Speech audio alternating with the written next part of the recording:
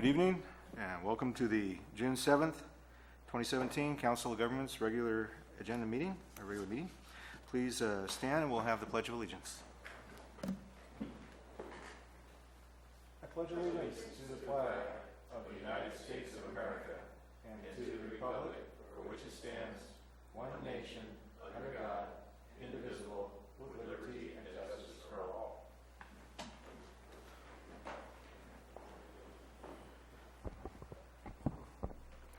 Thank you. The first agenda item this evening is the consent agenda. Consent agenda items are expected to be routine and non-controversial and will be acted upon by the council at one time without discussion. Any council member, staff member, or interested party may request that an item be removed from the consent agenda for further discussion. Do we have any council members who would like to pull a consent agenda item? Number 3. Number 4. Number 4, not number 3. I would concur with number 4, so thank you. Okay. Do we have any public who would like to see any of the consent agenda items pulled? Seeing none, do we have a motion to approve items 1, 2, 3, 4 consent? So moved. Moved by Councilmember Muniz. I want to I should have pulled number 1 as well on the meetings. Okay. On number 11, it says movers. Well, hold on, I want to try and, what you're asking is to remove 1 from the consent. Yeah, We'll apologies ask on to that. approve 2 and 3. Correct. Okay. I would amend my motion to Amend reflect the that. motion, okay. Do we have a second to approve items 2 and 3? Yes. Okay, second by Justin Catalano. It's going to be one of those nights. All those in favor? Aye. Okay. 2 and 3 approved, 7-0. Item number 1.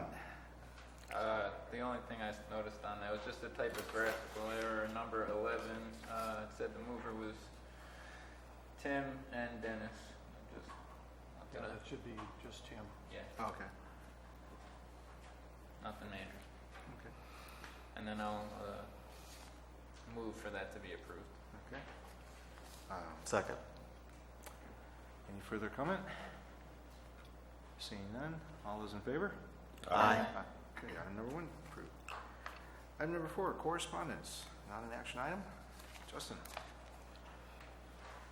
Okay, this is a pretty good piece that came out, and I'd like to look at a few of the different funds that are being talked about on this.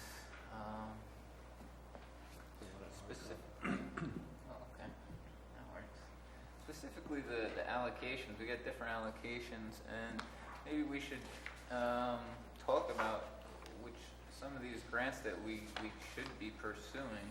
There's different options that we can use to leverage the funds to compete for these different things. Shows a lot of money, and we are using some of these.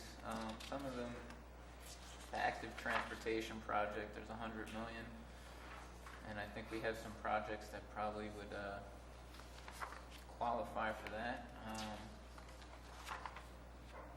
The freight trade corridors and goods movement, there's $300 million annually for that.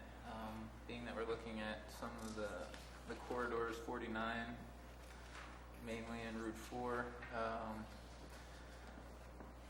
Maybe we should look into the projects that we already have going on and see if we can add some of this criteria into there to possibly get some of those funds for those projects. And along with that, it would, we could probably piggyback with congested communities by creating these corridors that are more efficient. It also reduces the congested corridor, which possibly we can, again, piggyback onto that project to possibly get that funding. And then the other things I was looking at were pretty interesting were the money that's given to the California State University and University of California. I know we have a different type of transportation mode, being that we're rural compared to urban. Maybe they would be interested in doing some studies for us on the rural transportation. aspect of it.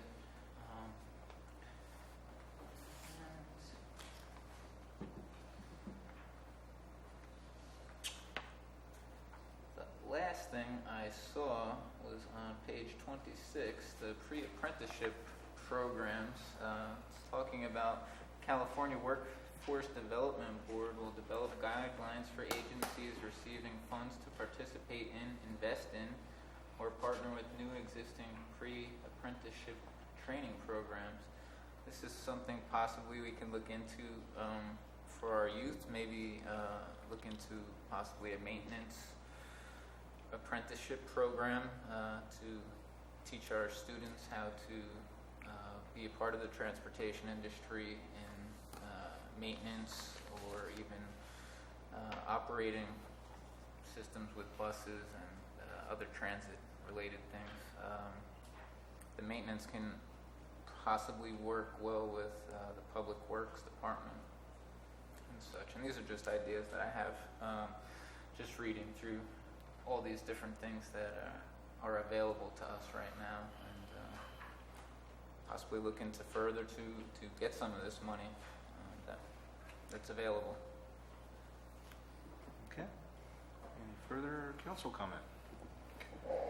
Yes, I'm looking at SB1 from a standpoint of just exactly what would be available to our county. I mean, I start on page 28 and read on through on the projected revenues, and I'm not seeing a whole lot. I'm seeing Angels Camp involved to a great degree, but not Calaveras County. Since we're not a self-help county, maybe we need to find a way to make that happen, to give us that accessibility, which we don't currently have. It doesn't necessarily have to go through the voters to create that. If there's a way, I don't know if Melissa could look at a way that we could begin to earmark funds or another way to leverage to put us in a position to be self-help, that would give us a tactical advantage here in the longer term. I can agendize an item and bring information back to the council. Yeah, I would suggest that we don't try to, say for instance, look at a 1/4-cent sales tax increase and try to get that on the ballot. Let's see if we can find another way to do this internally and get us into that position, because SB1 looks as though it is targeting self-help counties in terms of who gets the priority Part of it. funding, and that we need to understand our positioning in that and the value of having that position. So that is my only comment to SB1. I would direct you to pages 31, 32, and 33. Yeah, I saw them here. I have them. And they are actually county, not Angels Camp specific. Yes. And so the new revenues are pretty substantial on the columns that they have listed on pages 31, 32, 33 for the county. I guess what I'm saying is I can see there's more of possibilities available, Right. and that I just want to be able to maximize our potential. And I think self-help is probably going to be the best avenue to use. Thank you, Chair. Okay. Any public comment? I have a question. Oh, I'm sorry. That's all right. I've read SB1 several times, and I've also tried to go back and follow the different code sections that they reference in it to find the actual definition of self-help. I mean, is there a formula? Is there it's pretty vague. Yes, I'll bring all of that information back in an agenda item. And it is vague. Yeah. Yeah, they've left it vague, and the California Transportation Commission is currently working on guidelines for all these different programs. So we'll see a lot of that come out after July. Well, the concern would be to knee-jerk reaction, run out and create something, earmark a tax somewhere, and then have it not be. They shift it somewhere else. Yeah, or it doesn't meet the criteria, or if it doesn't meet the definition, so. Well, I look forward to the future agenda item. Mr. Caldwell, you have this podium now. Thank you, Mr. Chairman. Gary Caldwell, Valley Springs. First of all, if I could respectfully ask the council members to put their microphones in front of them so that I can hear what's being said, and I appreciate that as opposed to off to the side. Also, with respect to self-help, I appeared before the California Transportation Commission a number of times, along with many other people who went there to essentially beg for money, and the self-help counties were always favored. And it was the commission's position at that time that if you were willing to tax yourself to generate cash for transportation projects, then we don't mind giving you a little extra. And the thing is with, Jim Jones can correct me if I'm incorrect here, with respect to, it's typically a tax increase, quarter cent, half cent, whatever it might be. If it's specific, for a specific purpose, then you're going to have 2/3 vote. If it's a general purpose, such as goes into the general fund for the use of the Board of Supervisors on anything that they choose to budget it out for, then you only need majority plus one. And that's the difference. But you do get some favored treatment, and I think the point about leveraging other dollars by using self-help money, that's exactly what is done by the self-help counties. And now that SB 1 is going to increase, and I don't know if you got to the chart that had the increases in gas tax monies coming to Calaveras County, you're looking at in excess of $5 million annually that you'll be receiving in gas tax monies in 18-19, I think the fiscal year is. And hopefully you will be using some of that to leverage other funds, such as state and federal dollars. Now, the problem for Calaveras County is that there's also in SB 1 a position of Inspector General. And the purpose of that position, one of the purposes of that position, is to make sure that effective and efficient use of the funds is being made by the entities. And with the reputation of Calaveras County and the lateness and habitual delays, you're probably not going to get a lot of favored treatment in that respect. So what you need to do is to hopefully impress the Inspector General that you're doing what is required of them with respect to efficient and effective use of the funds that they're giving you, in hopes that they will give you more money. Let's hope. And I also wanted to comment on SB 1 with respect to complete streets. I like that idea, that Caltrans and the other entities are going to be encouraged, and it's going to be done, I assume, by leverage of dollars, going to be encouraged to include pedestrian and bicycle facilities whenever they have a project. And I think that's a good idea. I'd like to see more of that done. Now, with respect to the very rural roads that the county has, that may not be possible, even though you can add a bicycle, what's called a bicycle shoulder on roads, which gives you another 4 feet typically. And of course that essentially is a shoulder for cars who, kind of waver every once in a while. It gives them a little more room to go off the lane and into the shoulder area. Hopefully they won't hit a bicyclist. But the other thing is, with the law that says you have to give 3 feet to bicyclists when you pass them, you've got to give them something to ride on. I'm not a bicyclist, but I think it just makes sense. And I'm glad to see that Complete Streets is part of that bill. Thank you.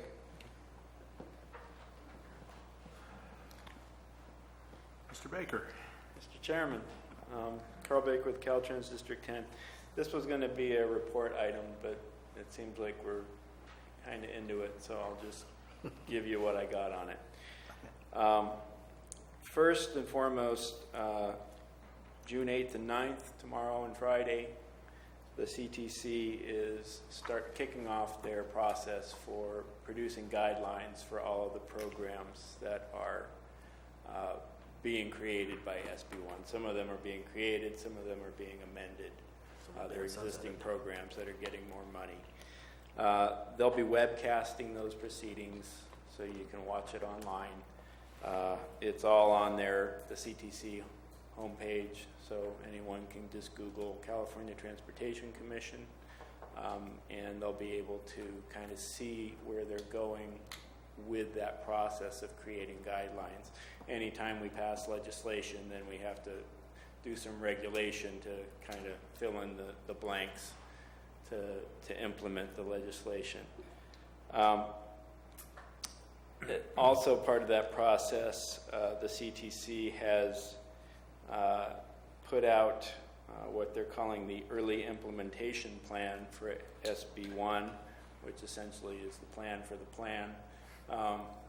It's essentially saying, how are we going to go about making these guidelines? What's our process for that?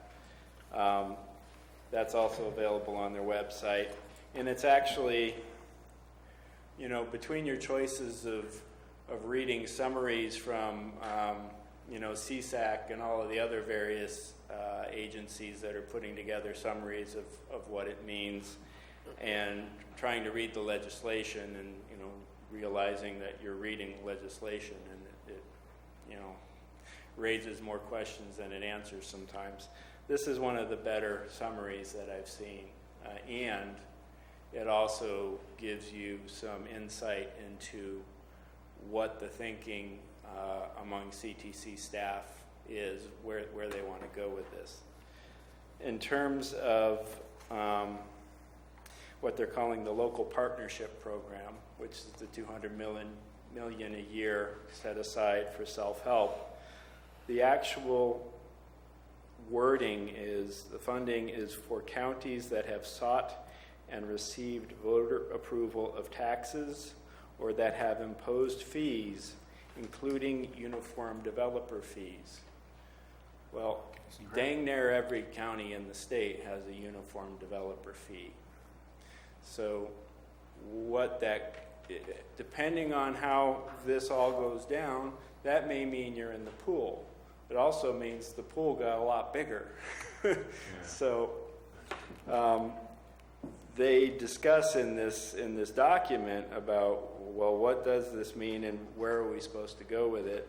They discuss Prop 1B from 2006 and previous legislation, and how similar kinds of legislation talked about this concept of helping out the self-help programs, and how you can look at competitive versus formula distribution. They may want to do a percentage of that program to be competitive and a percentage to be formula. They also mention the idea of matching uniform developer fees. So, in other words, if you have a strong fee program, then you may get more money than someone that has one that doesn't, it's not as effective, doesn't collect as much money. So, really the best information is just around the corner. I realize not everybody can spend the next 2 days watching the CTC on TV, have open hearings, but the truth is that the guidelines are going to be put together, and that'll help explain things. The other point that I wanted to make with this, and kind of the more immediate of all these programs and guidelines, they've realized that the active transportation program is going to have money available for the next couple fiscal years that wasn't previously available. It's getting $100 million more per year, and I believe it was at about $120 million per year prior to SB1, so it's almost doubling the program. What they were planning was for cycle 4, having a call for projects in January or February of 2018.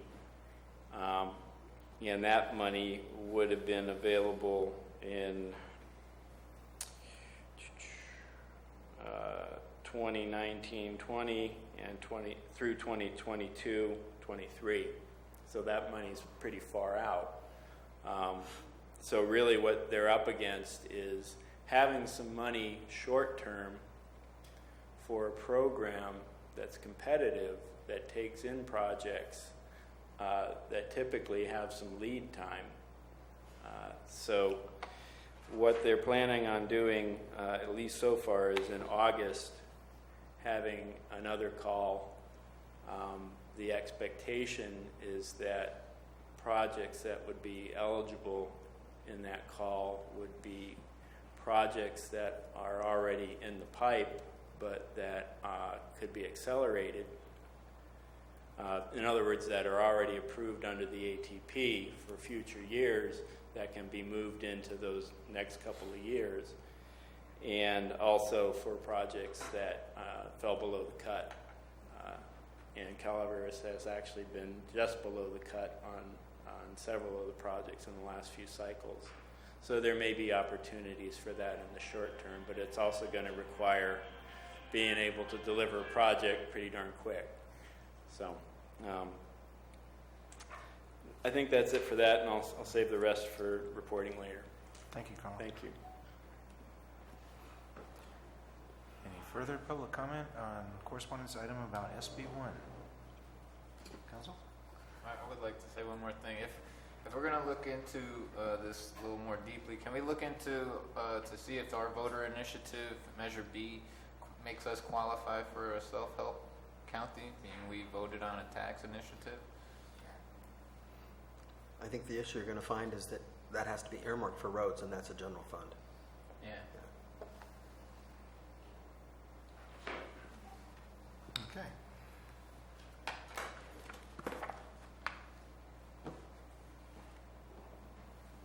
Public comment. 5 minutes per person. Comments shall be limited to items that are within the subject matter jurisdiction of the council, but not on the posted agenda. Do we have any public comment this evening?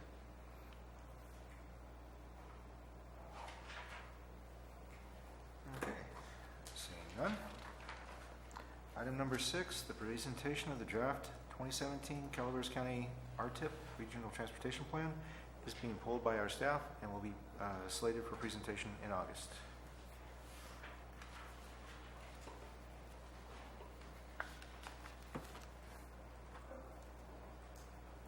Item number 7, the Capital Improvement Program presentation and update on county and city projects. Thank you, Mr. Chair. I'm going to go ahead and start with a short overview of our online CIP database, and then we'll move into city and county project updates. So let's see.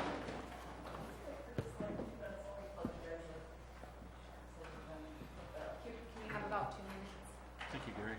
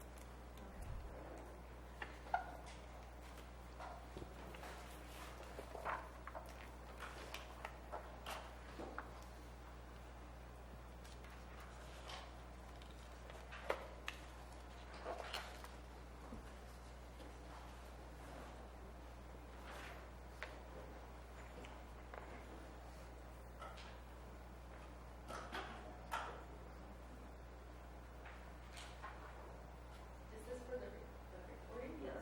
Oh, okay.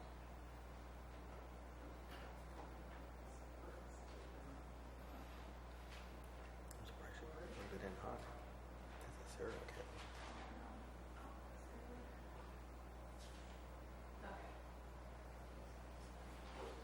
Sorry about that. That's all Thank right. you. The COG Capital Improvement online database, one of the roles of the Calaveras Council of Governments as the RTP is to track and monitor federal and state funded projects. These projects usually have multiple funding sources, and all of these funding sources usually have different reporting schedules and final product due dates. So we looked for a tool that our member agencies and the Calaveras Council of Governments could use to make this an easier task. In the binders provided to the council, and also the backup information is here at the podium, staff has provided the CIP User's Manual, the list of city CIP I've also included snapshot summary sheets for notes per project. The city and county will be coming up after this review and giving an update to the council. Also included in the binder is the call for projects from 1415. The COG has held 2 very successful call for projects spanning 8 years. The current projects reflected in the COG CIP total approximately $20 million over 16 projects. We leveraged $2 million and were able to fund, $18 million worth of projects. So I just wanted to highlight a couple of these. It's a very user-friendly database if we go to projects. Yeah. You can also review from the previous call for projects, we have archived projects. We just unclick so that we can show the active projects right there. Right. The project that we're going to use as an example is the Highway 4 wagon trail realignment.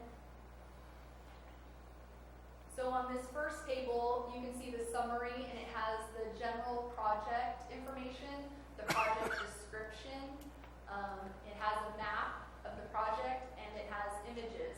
So staff, city, county, COG agencies can unload, the project managers can upload this information about their projects. Go down a little bit. This next table identifies all the funding for this project.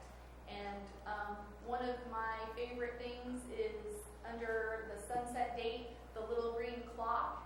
If you click on it, it identifies an email alert. So before funding lapses or is reports due, you get an email notifying you ahead of time so that you're aware that those reports or that deadline is coming due. If you scroll down, we have the invoice table. This invoice table identifies all the different funding sources, the years that they were programmed, the phases that they were programmed in, and the invoices drawn down to date. In the next table below that is the schedule, and like I said, the project managers from city or county have access. They can upload or update, these schedules or these tables at any time. Another useful tool is the document library. So the sharing of documents on a project between the member agencies. Here we can see the E76, the finance letter. So we can click on the finance letter. Right there. This is the funding approved by Caltrans, and it outlines the total project funding for that phase, and it identifies the programming and funding numbers needed to invoice the project.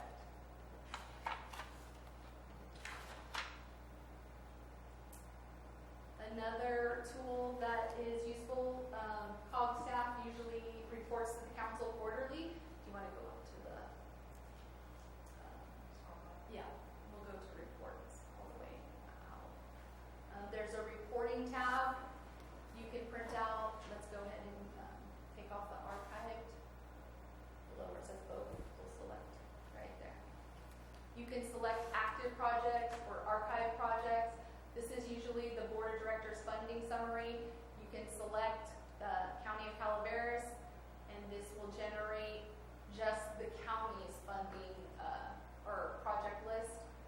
Then you can also include both city and county. That's what COG staff usually does to report to the council.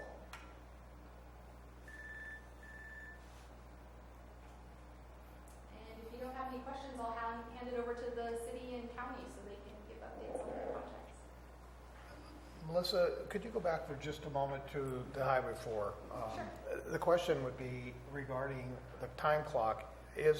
What is the penalty, or what is the situation when we fail to meet those time clocks? Well, The reporting times? okay. Well, you would lose funding potentially. So if your funding source, if we want to scroll down, Yeah, send that next piece. Okay, so the 250, see, under the RIP title, we programmed in 1011 for PE and ED. You see the 250,000. That was RIP funding, and it had an expiration date of February 28, 2015. We actually lost $100,000 of that funding. We were only able to do a one-time extension through the CTC, and that was the final drop-down date. So if those email notifications, and it wasn't because of email notifications that was, other delays in the project. This will send emails to project managers letting them know, like, semi-annual reports are coming due. They're due at the end of April. And we usually put 2 months on this time clock so that you are aware well before the item is due. Is the risk, the financial risk on that email as well, so that the recipient is aware of that risk? Well, if they're the project manager, they should be very well aware of the financial risk. Should COG possibly be getting copies of emails when we are delayed in receiving? We do. We Responding. print out reports monthly for ourselves internally, besides the email notice to the project managers at the city and county. Okay, thank you. Any other questions?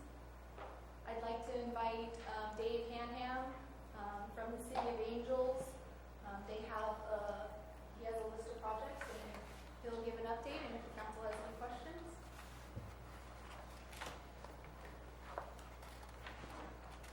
Good evening, Council. Dave Hanum, Director of Planning and Building for the City of Angels.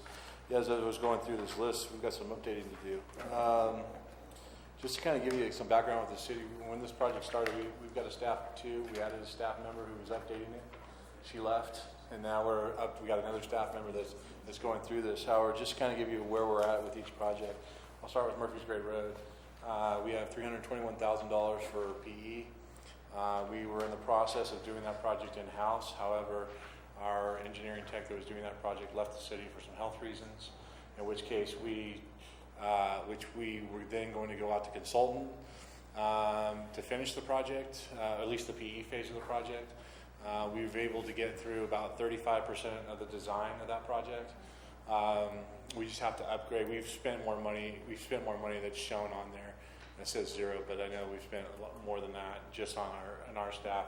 So we'll have and then we're over the last couple months we were working with SJ Cog staff and trying to combine some projects in environmental with our PSR project, and that's kind of fell through. So hopefully I'll have the project on the street by the end of July, get a consultant on by August, and then blow and go from there. So we'll be working on that. The Angels Creek SR 449 project. That project just had our kickoff. We had our kickoff yesterday for that project, so we haven't really expended a whole lot of funds on that project yet, but that will start. Caltrans is doing that project for us in terms of the PSR and PID. They're paying $90,000. We're going to be paying them $90,000 to do that project with a completion date of March of 2018. So that project will be up and started and running. The Angels Creek Bike and Pedestrian Plan, we just got, due to the fact that project was over $1 million, the consultant had to go through the pre-audit process, which I don't know if a lot of you have gone through that process, but it's a pretty arduous process. We've got our binder ready to go. The consultant really hasn't billed on that project yet, or very little amounts of money, so we haven't sent the invoice into Caltrans to get reimbursed yet. That'll be coming. And then in terms of the collector road striping and stop sign replacement, from my understanding from Dave Myers is that they're in the process of ordering those things. So we haven't gotten a bill yet for that. So once we get the bill for that, then we'll pay that. The Angels Creek Main Street plan, we're winding that down. It's going to the Planning Commission on June 29th of this month, and it will be going to the council probably the second meeting of July, and that will be the completion of that project. So we'll have to send all our invoices. Well, COG will assist me with that, with all the invoices, and that one's probably been caught. Yeah, that one, I don't know if no, that's not that project. That one's pretty caught up. So those are pretty much our projects. We're going to see a lot more moving forward. here over the summer, and hopefully in the fall we'll get this thing updated to where it needs to be. So, but that's where we are in the project. We've probably spent about, of the $321,000 of PE, we've probably spent about $30,000 of that dollars just doing our preliminary designs and those types of things. So we know we have more than enough money to complete the environmental and the design. So when we go out to bid, it'll be all of that in one shot. So we'll have a lot more in the fall or in the next summer. You'll see a lot more. Maybe hopefully some projects being done, or at least in the major process of that. If you have any questions, I'll be happy to answer any questions on the projects, or any if you need any further what the projects are, or our Murphy's Grade Road project is just a sidewalk project that extends from the city limit line going west on the right side of along Bret Hart High School. To complete the sidewalks there for safety of the kids and that, as well as some intersection improvements to Murphy's Grade Road, as well as we think we have enough money to do at least the design and environmental to do sidewalks all the way down Demarest. So on the Mountain Mike side, not Mountain Mike's Pizza side of the street. So that's that project. Angels Creek Master Plan and Trail, that's the first phase of the Angels Creek Master Plan, which extends from Kurt Drive all the way down to Highway State Route 49. So there'll be a trail with using Tryon Park as a trailhead / kind of park and ride. There'll be some realignments of our existing parking lots and the land between the parking lots and Tryon Park. Because there's actually, when we got that relinquished, there's a lot of right-of-way there that we're going to be able to design and do those types of things. So that's the first phase of that. And we'll be all the way through PS&E when we're done. So we'll be ready for construction money at that point. And it also includes two major designs of sidewalks. One from Rabobank, if you know where Rabobank is, all the way down to Bragg Street. The design and environmental of that project. And from another sidewalk segment between South 4 and 49 on the west side, from 4 all the way down to Stockton Road. So all that gap fill will all be sidewalked up, and then we'll match up with it being going all the way down to Stockton Road. We'll have one little gap between there, and then it'll be all designed, and we'll be ready to come for the city, or ready to come for construction money. The signs, the reflective signs, that's based on a state law that got passed, probably, I don't know now, it's been about 2 or 3 years ago, that all cities must have reflective signage and all that. So we're replacing $80,000 worth of street signs we were able to do, which is a lot of them. And I think that's it. And our Main Street plan, like I said, if you want to read all about that, we've got all the documents online at www.planningangels.com. And that's the development of design guidelines for our downtown, as well as what we call our midtown from Murphy's Grade Road to Bragg.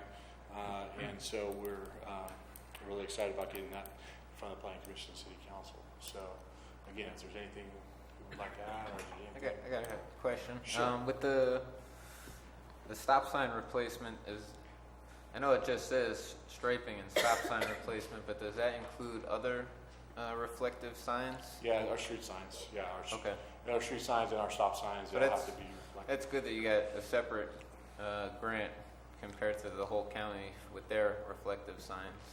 Yeah, well, they got money. I think they also got money as part of that funding. So it's a big expense, and it's it's kind of an unfunded mandate in a sense, because not a lot of cities can just go out and replace. Some of the bigger cities out and replace. Even our little city of 4,000, we probably have a good couple hundred, 300-400 street signs and stop signs, and all those types of things. So it's a good. Is there a way that we could sell those used signs through an auction or anything? Well, if we did, it would be for the city. Yeah, the city would take a look at that. Maybe do that. That could be something that the city could look at. What do you have in mind? Oh no, car guys are interested in that stuff, and if they want to pay money to the county for that, maybe instead of throwing them in the scrap pile, it might be worth it. Oh yeah, $1,000 a sign. A little fundraiser for the city. All right, definitely. This isn't Chicago. Chicago. Economic development. The people in Chicago could buy them. Any further questions for Mr. Hamnick in the City of Angels? That's right. I do have a question, and it comes from the last meeting that we had about the trucks. Uh-huh. And is that, with the study on Form 49, is that something that can still be incorporated, or does that have to be a separate, That's probably, there's another project that and I'll probably have to talk to Carl and his group. There's another study that the city is doing. We're working with Caltrans right now on a SHOT program that's taking a look at the operational improvements of 49 in between 49 and Francis Street on the north. As you know, that's a pretty bad area in our town, and it's getting more and more congested as time is going by. So we're thinking that might fit in with that project, but we'll have to talk to Carl and Vu and those guys. But we haven't forgot about it. And it's just, where do we put that? but it's on the radar? Yeah, it's on the radar. Okay, Yeah, it's a separate process, and COG can work with Dave and work with okay. Caltrans. Thank you. Thank you. All right.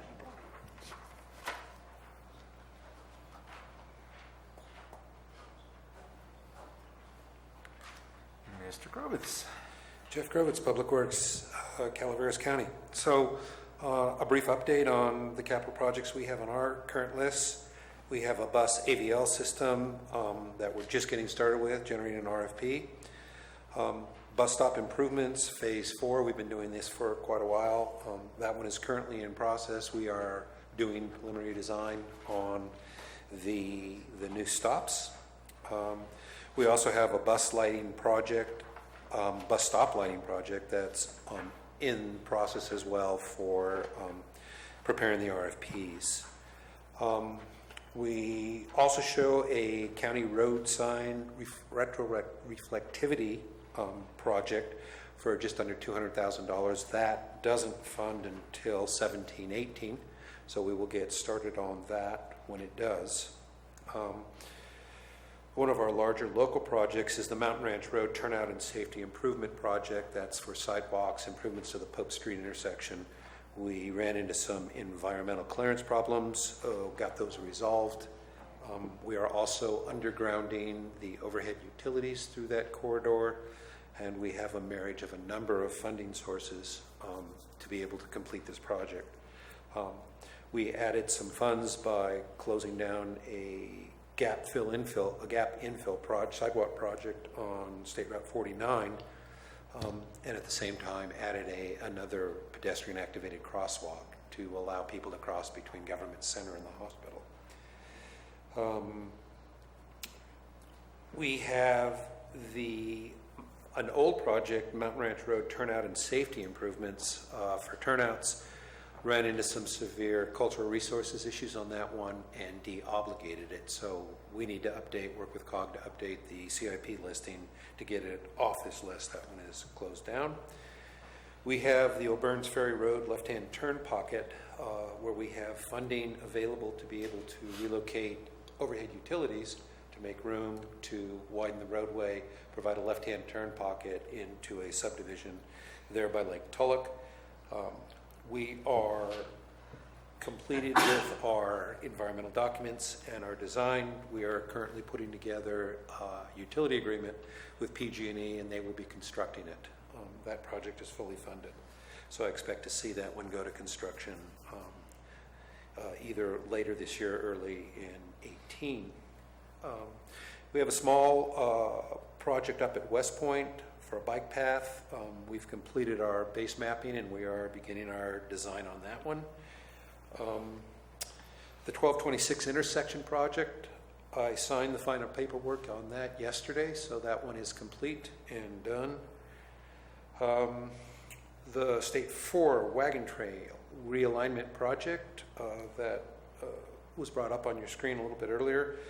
The project approval and environmental document phase is completed, and we are moving ahead with the PS&E phase and the right-of-way acquisition phase. So that will happen late summer. We're expecting our obligation from CTC on the August meeting. I think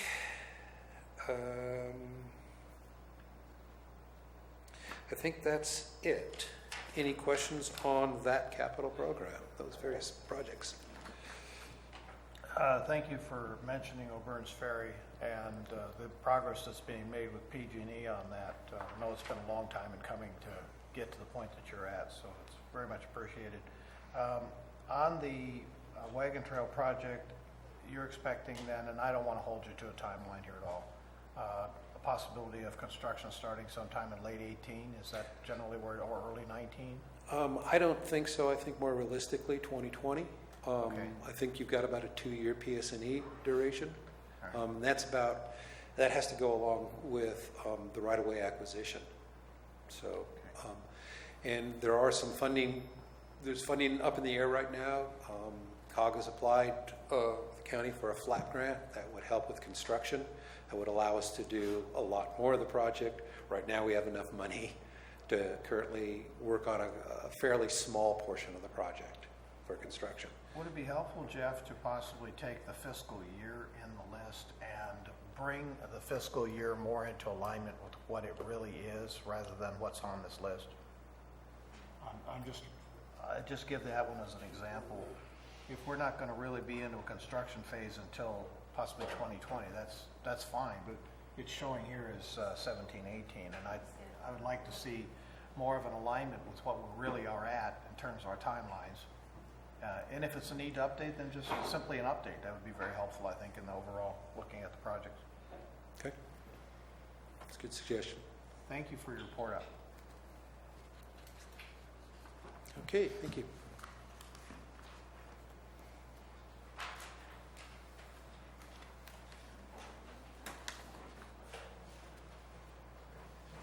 Anything further for agenda item 7? This is an information item.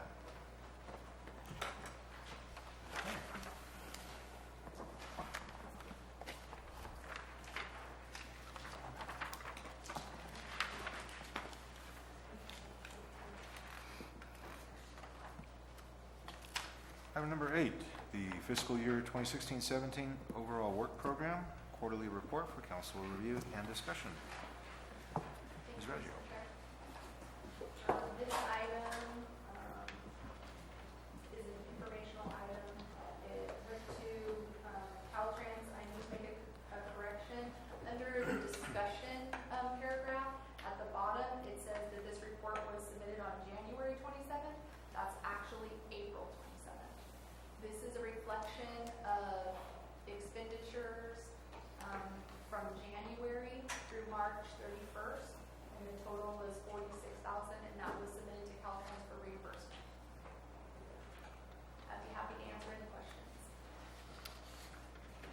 Excuse me for being naive. I'm thinking from the time of a submittal, what's the window to actually the receipt so that I can understand the cash flow? They have up to 6 weeks. 6 weeks. Thank you.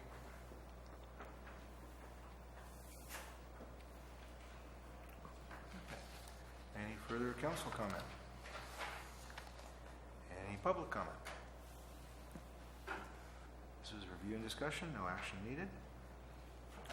Okay. Agenda item number 9, California Office of Emergency Services project extension requests for fiscal year 2011-12 and fiscal year 2012-13 and semi-annual reports. Ms. Reggio. Thank you, Mr. Chair. This item, again, is also informational. This information was uploaded to the COG CIP. These extension requests were approved. The approval letter is within the item and is uploaded on the COG CIP. I'd be happy to answer any questions. Is there a max in the amount of extensions? I don't think so. Good question. I haven't seen a restricted amount in the guidelines.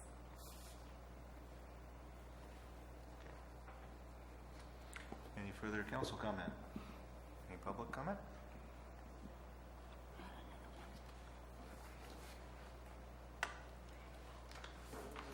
Thank you, Mr. Chairman. Gary Caldwell, Valley Springs. I'm looking at the report here to the council, which talks about projects that were programmed in 11, 12, and 1213, one of which is asking for its 4th extension. These are pre-manufactured bus shelters. You pour a slab of concrete, there's bolts in the corners, you order it from whoever sells it and bolt it down. Now, I'll grant you that there's solar lighting, which does require some electrical work on it, but good grief, it's not a major project. That's why it's only $36,000, I guess. At any rate, 4th extension. You know, we've already indicated to Caltrans over the years that we can't meet project deadlines, and now we're indicating to OES we can't meet project deadlines. And we're really talking about completing the construction of a pre-manufactured facility. And also, I understand that there was a excuse in here about, well, we've altered some routes and therefore we're not sure where it's going to go. Okay, but you still have a pre-manufactured shelter. It's not like something you have to go through a design process. And the same way with the solar lighting, what is called safety lighting. I mean, I just looked at the one right out here in front of the courthouse. I couldn't see any light. I saw a photovoltaic panel on the back side of it, facing the wrong direction in my mind. It's facing this way instead of that way, but nevertheless, I didn't see a light. I'm not sure where the light is on that shelter. Now, there is a light already, a courthouse light, that's along the sidewalk there, like a street lamp, but not part of this project here. At any rate, 4 extensions is plenty. And we need to get on the dime, you know, and get these things done instead of continually asking for extensions. Thank you. Gary, Yes, sir. it's now Government Center. The courthouse has moved up the hill. Oh. It's now up the hill? The courthouse is up the hill, yes. I'm sorry. It's now Government Government Center. Thank you. Pardon me. Thank you. That doesn't alter the direction No, it doesn't. of the panel. but- Government Center. Any further public comment? I wasn't quite done with my question. I have more. Has there been any consideration, given the amount of time that the extension has gone on, about possibly contracting out some of these projects to get done, so there's not pressure on staff to keep asking for these extensions? I mean, if that's a cause that's causing us to not get these done, then maybe reevaluating where staff needs help to get these completed. Because going back to 10, we're now, 6, 7 years in. Is there something that we can think about going into the future? The Calaveras Council of Governments is the fiscal agent.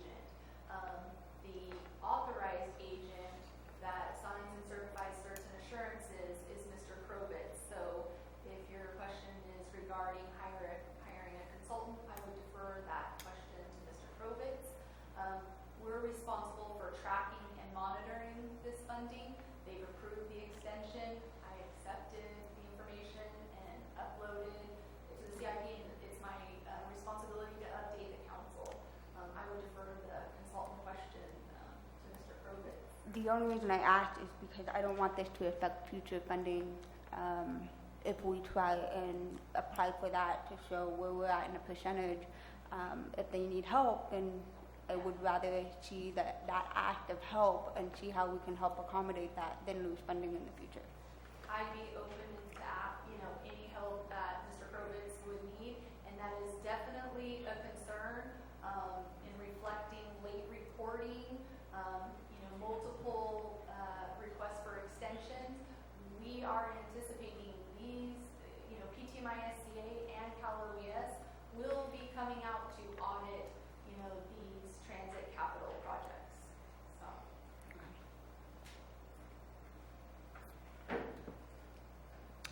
further council comment? Public comment? Could I hold you for just a moment? Thank you. The question revolves around, are any of these funds potential to be deallocated if we keep extending? They haven't expressed that in writing to me as of today. They submitted a request for an extension before the funding had lapsed. They sent the approval letters, and, like I said, it's the fourth one, and they haven't written anything, Okay, so- contrary to that. Is there a process by which they begin to let COG know that this could potentially be defunded? Is there warnings or any kind of? Oh, I'm sure we would receive in writing a warning, but I would give caution. This does not look good. If we go for any future funding and try to, request emergency funding again based on any previous record we may have, it could affect us in the future. Do they look at our history when they're deciding on these kind of projects? Oh, I'm sure they do. Oh, sure. Thank you for.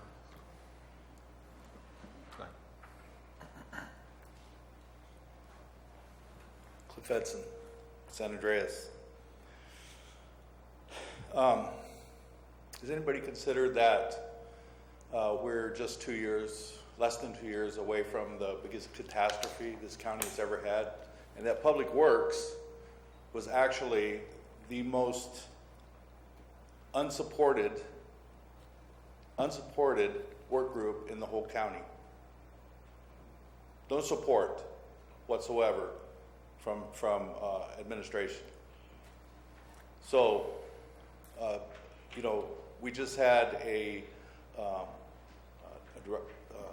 director, Jeff Grovitz, has only been in there for less than 2 years, just 2 years, walks into a catastrophe and is straightening out what has been an issue for quite a long time, and now and I hear I've heard this for 5 years now, just continuously banging on Public Works.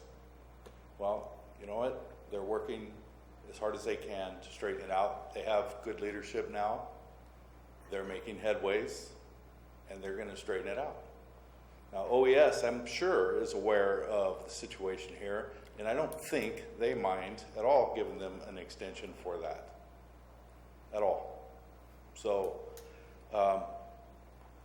I don't see what good it does to continuously put pressure on these folks when they're doing everything they can. Not to mention the internal problems that are going on within COG and the county. And you want to talk about an audit? Let's talk about an audit. Well, let's keep on the agenda item right now. I am. Okay. Mr. Mills brought up the audit. Okay. So, just not too long ago, there's issues here too. So why don't we try to work with each other, try to figure things out, make things work. I've watched paperwork come through, go back, and then Public Works gets a blame for being late. I've seen it myself. So cooperation, great. Let's do that. Let's work together. Thank you. I think to that point, it's important to note that in my request for a review of that audit was to also include it as an opportunity to make the necessary corrections so we don't keep repeating what the auditor had said in previous audits as well. I also, I think, Mr. Edson, we speak to the larger issue of the structural of how we're handling our OES recovery process in the county, and that's something for a future agenda item. So I appreciate you bringing it up, and I think it still will be a topic of conversation. Any further? And Go ahead. that's why I wanted to bring it up, because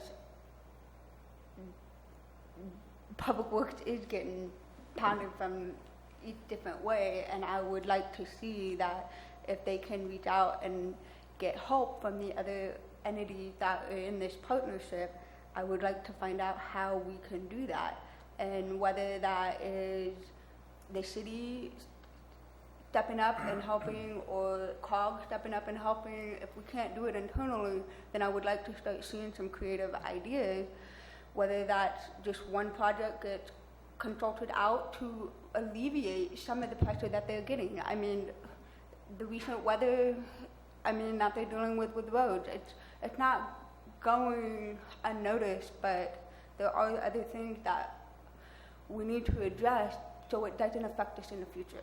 And so if we can work together to figure that out, I would like to see this board encourage it. Okay. This was an informational item. There's no action required. I'd like the opportunity to respond to that. Come back to the podium as public comment. This is public comment. So, we had Mr. Mills talk about OES and the issues on how that's being handled. I don't think you were involved in all of that. So you might want to dig a little deeper. I know you were involved since last July, but I don't know if you were involved in the real inner workings. I was. I know what's going on. And you want to help Public Works out? Give them a little funding. The county should give them a little bit of funding so that they can have the necessary folks to help them do what they need to do. This is huge. They have the largest department in the county, and they've had the largest issues in the past 2 years, along with the fire and with the roads. 131 miles of destroyed roads, and not to mention all of the previous issues that were going on. I'm not trying to make excuses. I'm telling you, we started from ground zero, and we're moving forward, and we got hammered pretty good. I'm saying Public Works did. I was part of it, so I felt like it was we. So, yeah, and it doesn't help when there's the little politics stuff going on within the county. It needs to stop and needs to be done correctly, help each other out, and things can get done just fine. Director Krovitz is completely capable of managing the resources if he can get them, and he's completely capable of making those decisions. Without stretching this out too far.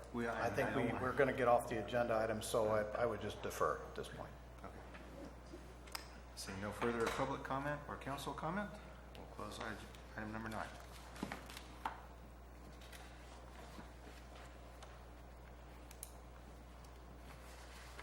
Item number 10, the approval of the fiscal year 2017-18 operations budget.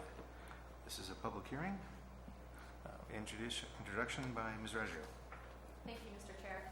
Staff is recommending the council approve the fiscal year 2017-18 final operations budget.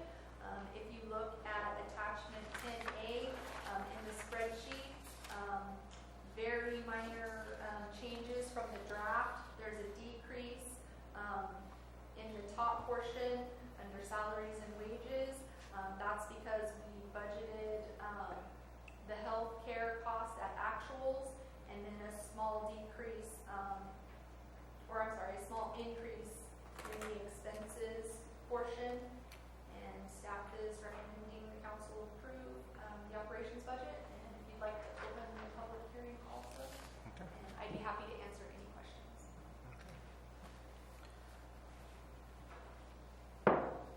We now have a public hearing open. Do we have public comment on the fiscal year's 2017-18 operations budget?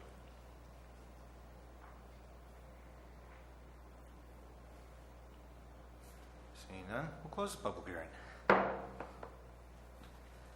further council comment? Do we have a motion to approve? Well, I'd like to make one comment. I guess it's more of a question. Melissa, have you built any contingencies into this budget?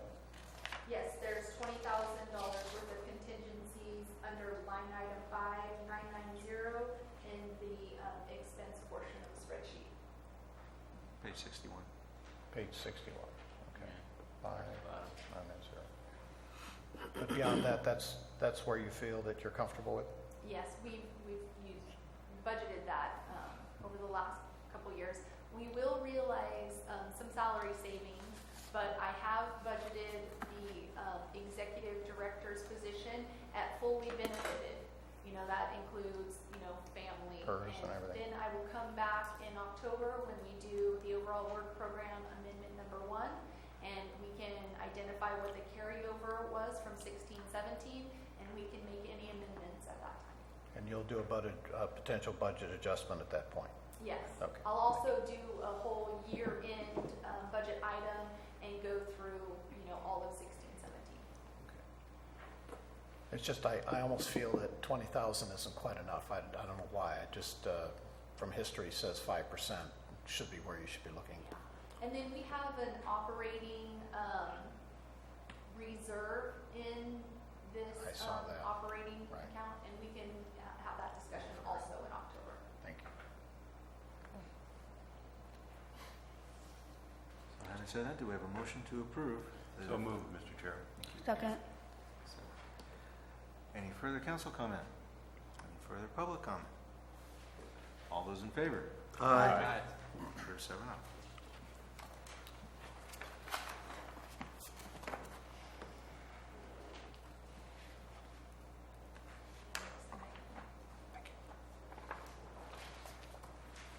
This is for item number 11.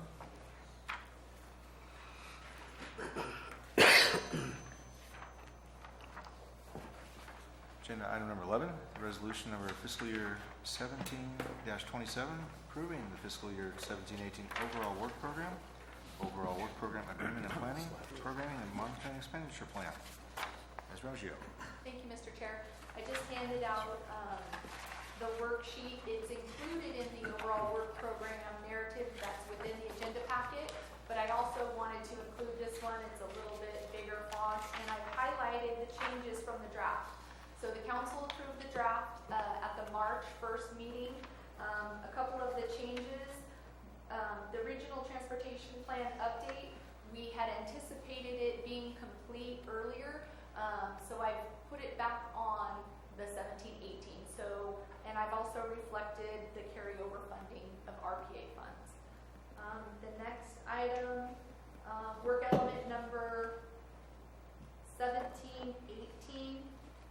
-16, I've added the SR 49 Commercial Gateway Corridor project back on this final, just so that we can reflect the drawdown of the last 37,000. Then we had the addition of a newly awarded the Murphy's SR 4 Complete Streets Corridor Plan and the project prioritization. That grant was for $203,176. I've also, at the top of the worksheet, is where the revenue is reflected. So if it's highlighted, it reflects the new budgeted amount or carryover amount. Any of the council have any questions? Okay. Council? Any public comment?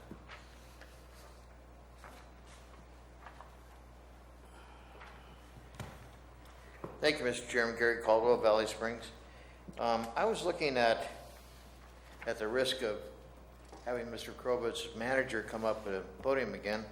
The item 15, it says countywide asset management system update. And previously on a chart, you saw that there was zero work done on that, 0%. And so now we've gone through a year or thereabouts on this item. No work has been accomplished apparently. And the original budget was $100,000. Plenty of money. And now you're being asked to sweeten the pot by another $50,000. It's never been my policy, when people aren't doing the job, to reward them by giving them more money. And so here we are seeing another $50,000 added to an item where 0% has been accomplished in the past year. Thank you. And by the way, I appreciate the comments by Councilmember Follendorf, Councilmember Mills, with regard to the OES extensions. Thank you. Is there any further public comment? Any further council comment? Could I add to the public comment? I would just like to add that it was anticipated that we wouldn't start work on the asset management project in fiscal year 16-17. We knew that wasn't enough money to accomplish the scope of work that we were going to set out to do. We wanted to set it aside, identify it. Amber Collins has been working with city and county staff on evaluating, and we anticipate work to start on this project in the fall of 2017.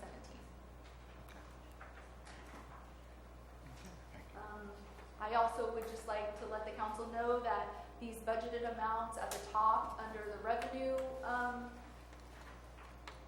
portion of the worksheet will most likely change. We haven't reconciled 16-17, and I anticipate carryover, and we'll be updating the council with those numbers at the October meeting. Which is standard operating procedure. Yes. Okay.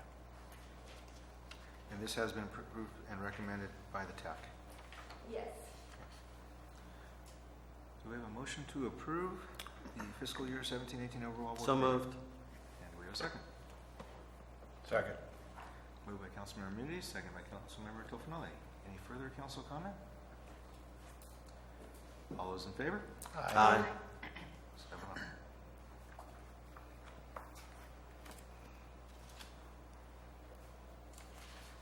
Agenda item number 12, approving the award of a professional services contract for the annual financial audits of fiscal years 16-17, 17-18, 18-19, and 19-20.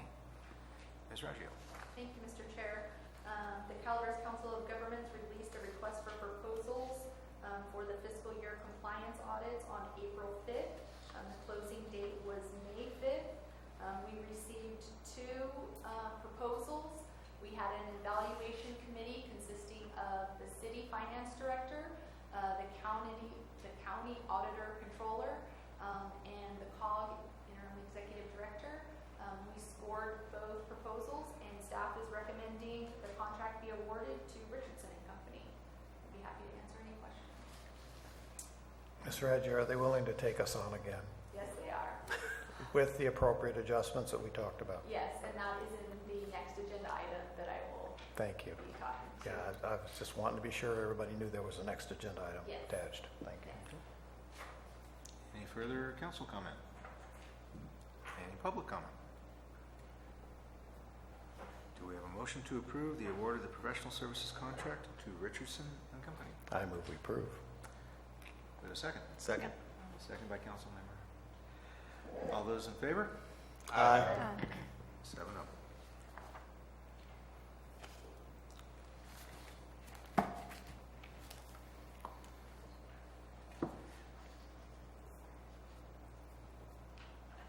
Item number 13, a minute order approving the award of a professional services contract for fiscal year 14-15 and moving towards 16-17, the triennial performance audits.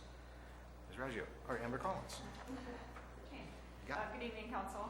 This item is a request to award and execute a professional services agreement between the COG and Michael Baker International to conduct triennial performance audits of the COG and County Public Transit System for 3 fiscal years from 2014-15 through 16-17.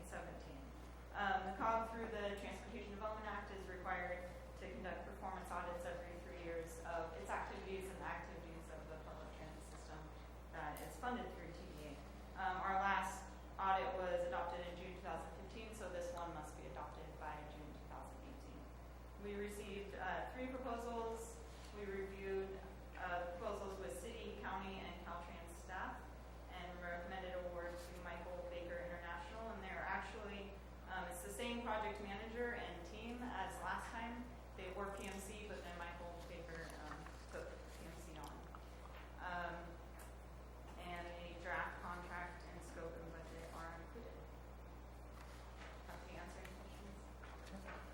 council questions? Any public comment? Seeing none, do we have a motion to approve the award of the professional services contract? So moved. Councilmember Hayes? Second. Second by Councilmember Catalano. Any further council comment?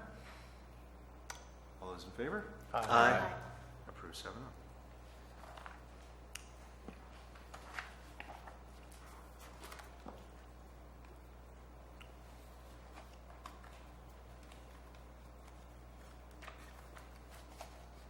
Item number 14, approving the programming of the FTA 5311 and 5311F funding for fiscal year 2017 and 18. This is a request by Public Works to have the council approve the programming of funds. We'd like to ask Mr. Krobus to come up and present this.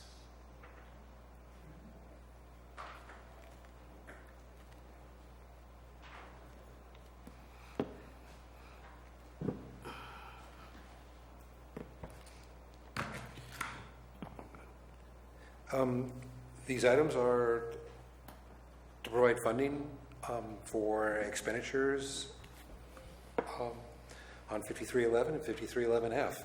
It's, from our perspective, normal process. I was wondering if there was questions. I don't have a lot of information to present. Pretty straightforward. Okay.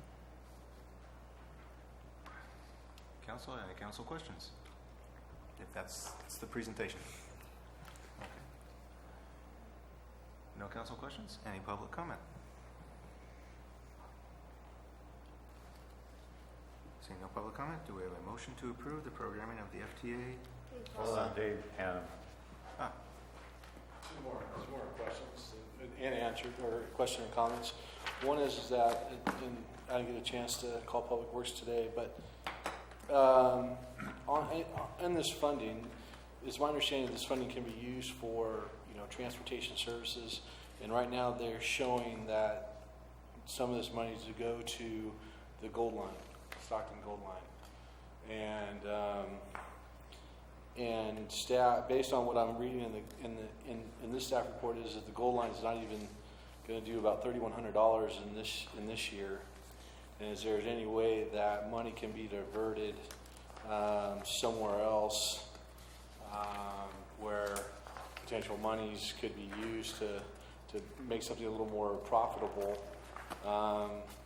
And this is more, again, another question. The funding they have in here, the fair revenue they're projecting for 17-18, which is about $1,500 more, $1,600 more than what they're going to do this year. Kind of where did that come from? And because there are other avenues or other monies, or they're only as part of their budget. Transit's budget is they're only planning on funding the Saturday hopper, the Saturday hopper 50%, cutting its service 50%, and this money can be used to something that's a little more, that could probably make a profit in some way, or at least make fare box ratio, that be looked at before we just sink that money into the Stockton Gold Line. Aren't there other services that could provide that service, either Common Ground, Silver Streak, or the demand response? That's a lot of money, $95,000 for money that could be spent somewhere else. I think is that an option? Is that Deborah, you stood up. Did you want to address? Well, I can answer some of Dave's concerns, and some of it is open to further discussion. The Delta Gold Line is an intercity service that's funded by the FTA Section 5311F program, and that can only be used for this particular project. Whether the county is going to move forward with continuing the Delta Gold Line because it hasn't attracted the ridership that was anticipated, that's another matter. And then the Saturday hopper is something we're talking about that is funded by low carbon transportation transit operations program funds, and that funding was cut essentially in half. So potentially the service will be cut in half unless other funding is secured for it. And I think we'll have some funds left over from this year's service, and we did have some rolled over from the previous year's LCTOP funds. So we can keep it going weekly while we're discussing. It would be fabulous if we got some community support, some of the destinations, lodgings, to kick in a little bit to keep it going. And I think that's something Dave's interested in as well. The question, why up here, it says that the portion is $245,000. That's for the regular 5311. That's for transit operations, and it's a small portion of our expenses, and we use all federal funding before we can go after any state funding. So we use all that for just a portion of our operations and fuel. There wouldn't be anything left from that. So the 52,917 isn't a part of that money. So the only, not the 5311F money that you're getting is this $52,000. And I guess that's the first project. Right, it's funded 53.55%, right, that. So there's local transportation funds supporting that. So if Arnold and Valley Springs and San Andreas don't count as inner city? You're mixing projects. No, Yeah. I'm not. No. I'm asking the question is because I'm not mixing projects. What I'm asking is that if that's an eligible funding, if it's inner city, does it have to be from city to city, or it have to be out of county, or can it be from an unincorporated area to another unincorporated area? Because right now, San Andreas isn't a city. The bus would have to, if it's city to city, then it has to come out of Angels Camp and go to Stockton. So that's why I'm asking the question. Because if it's an inner city, even though we don't have any cities except for the city of Angels, can that money be used for our unincorporated areas from one unincorporated area to the other? Or does it have to go out of county? I don't think that the county boundary is the thing. It's more and Amber, help me out here. You need full connections to. There we go. Like to regional transportation. Yeah, they have specific. And there was a giant feasibility study that laid out this project. I mean, from a city standpoint, I mean, it's $52,000 on a project, a $95,000 project. It's not. I mean, it just seems like it's. If there's something else that we can spend the money on that would make the service work or do something. I mean, that's 95. That's money that. I mean, for how many riders did that service have total? Maybe 100 for the fiscal year. For the Delta Gold Line. Oh, I don't have those in front of me, but no, it was more than that, but still not really enough to justify this.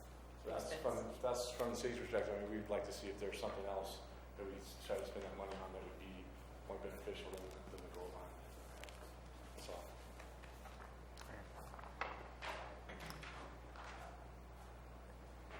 This is a approved agenda item from the Board of Supervisors already. So they're just asking us for the COG approval as well. Is there any further public comment? Is there any further council comment?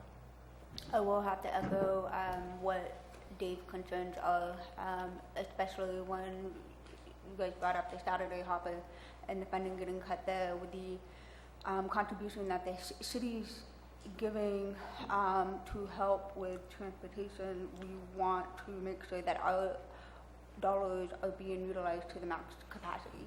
And if what we're providing is not proving to be successful, we would like to see what other options there are, because we are concerned about that.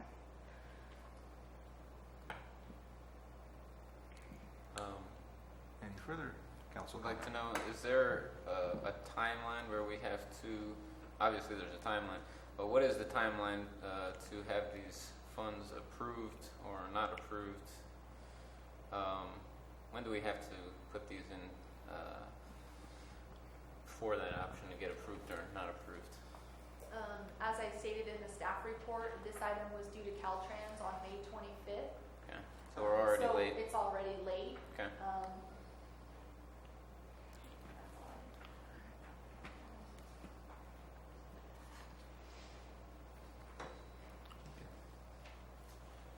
Deborah? If I may, the applications have been submitted and approved by Caltrans with a placeholder for these, for your council's approval and certifications. So I will be, if you approve these, I will be uploading them as soon as I get the signed letter from Melissa. For the 5311F, the service, the Delta Gold Line, we want to apply for the project to keep it open. Then we have a window before the agreement is final, before it's executed, that we can pull out of it if the Board of Supervisors determines that this is not the service we want to provide. So if you would approve it tonight, it will still be on the table. Not the 5311, that's our general funding support, but the one for the intercity service. Will the time frame for that come after the next transit report that you're going to give the next 6 months? I'm sorry? The transit report we currently are working with as far as data that was submitted in April was for July through December of 2016. Correct. Will the time frame that you're talking about in getting additional information to maybe still potentially not do the Delta Gold Line, will that time frame allow the council to see the next transit report, which should be January to June of 2017? Our next meeting is in August. Would we have that report in August? I can't promise that we will. We could have some preliminary numbers specific to the The Delta rail Gold performance Line, numbers? but I don't think we'll have final data and all the performance measures and such by then, by August. Is the time frame you're talking about where the Delta Gold Line is still on the table? Will that extend through August or September? Do you have a sense of when that might be? Where I'm going with this is it would be nice to have that transit report to see how the transit system did in January through June of this year We can do that, yeah. prior to making a final recommendation as the council on specific changes or applications or non-applications of specific route changes. I don't know how long we'll have because I don't know how on the ball Caltrans will be with their agreements. Okay. There was a big lag period this year, but it was because they were transitioning to the new electronic grant management program. Okay. And they were, everything was new. Every form was a new creation. So it took a long time. It's still taking a long time. But I think they'll have it. But I'm hearing you say that you might be able to at least give us a synopsis of how the Delta Gold Line is. Yeah, we can do that. Okay. Thank you, Deborah. Question? Deborah? I'm sorry. Did I understand correctly that the 5311F funds cannot be diverted someplace else? That is correct. So if we're not going to use them, we have to give them back? That's correct, too. Okay. But we also won't be expending local transportation understand. funds on this There's other project. funds involved, And yes. that's where our savings will be. Just, and again, I guess everybody's trying to get up to speed here on 5311F funding. Would those same funds, as far as being allocated to allow you to improve the service perhaps to Columbia, which is another regional transit center, and or Jackson? Well, we have really improved service to Columbia already.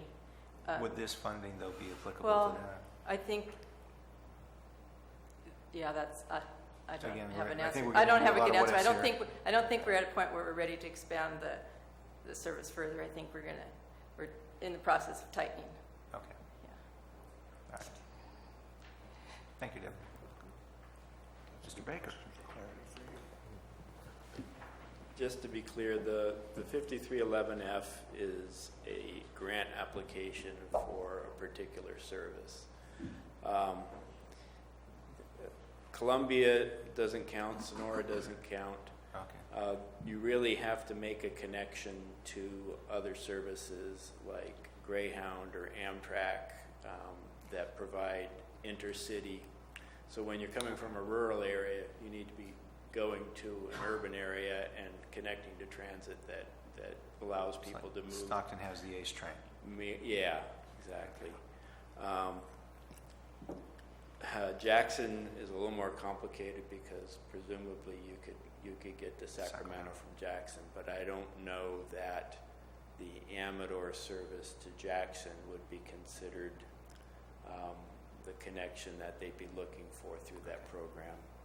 And then finally, realize that the Gold Line was supported by a feasibility study to put that service together. So I think the idea that you would, pick another place and try to put together an application is really not how it's set up to go. Okay. We'd want to see better data.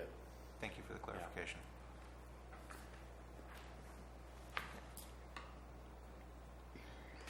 So we have a request from the Public Works Department to approve the programming of funds for and authorize the necessary certifications and assurances to complete their applications for the sections 5311 and 5311F funding.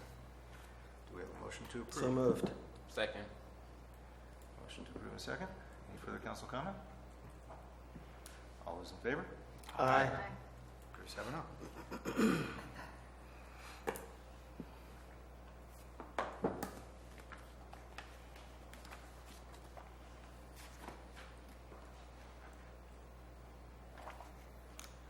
Item number 15, update on the fiscal year 15-16 TDA Transit Development Act audit findings and possible direction. Ms. Raggio. Thank you, Mr. Chair. Staff is seeking direction to contract with an outside bookkeeper to review fiscal year 16-17 general ledger and fiscal year 17-18, the upcoming fiscal year, for the 7 fund accounts. At the April 5th meeting, the outside auditor, Richardson and Company, presented the COG annual TDA audit to the council. The one finding was the finding of numerous audit adjustments, and then his recommendation was to seek an outside bookkeeper to review and recommend any adjustments and post those adjustments before the close of that fiscal year. So it kept a clear line of roles and responsibilities between the outside auditor, the bookkeeper, and the county auditor. The county auditor, if you look at the bullet points, these are changes that she's agreed to. She recommended them. They are being changed in the GL as we speak. Staff is requesting an on-call contract not to exceed $5,000. That would be $2,500 for each fiscal year. I've contacted 4 outside bookkeepers. I've also looked in within that 4 was the local Tribble and Ayala. They are unable to take on the work at this time. So I'm still calling back and forth with the 3 that were recommended. They have experience with special districts, with fire districts. They've done this type of work in the past. They've let me know about how many hours they think it will take. And the $5,000 on-call contract is within my ability to execute. I just wanted the support of the council to go this direction. If council has any questions, I'd be happy to answer them. Council comment? Well, my comment is that it's an excellent solution to an ongoing problem, and that we didn't identify it just as a problem, but as a solution. There's an opportunity. And doing it this way will also save us money, because now we don't have the auditor billing us for the additional work that they would have to do to correct the general ledger.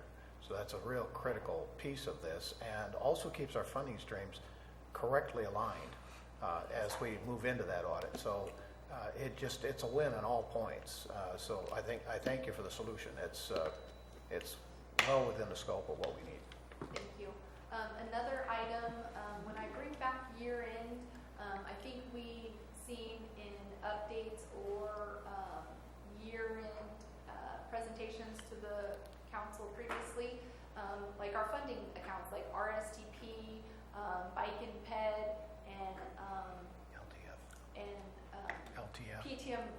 PTM ISCA and CalOES. You know, the council has approved allocations to projects over multiple fiscal years. When we see the year end this year, we will identify those liabilities so that the fund balance won't reflect a 1.5 million. It will reflect your previous approvals of allocations and will show the actual unallocated portions. That's key. Okay. Any other questions? Any public comment? This was a direction item only. I'm sensing the consensus of the board is to allow the interim executive director to move forward. Move forward. Okay. Thank you. Thank you.